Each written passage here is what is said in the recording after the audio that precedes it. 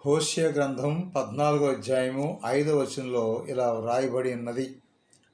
చెట్టుకి మంచున్నట్లు నేను అతనికి ఉంటాను, తామరపుష్పం పెరిగినట్లుగా అతడు అభివృద్ధి పొందుతాడంటూ మాట్లాడుతున్నాడు.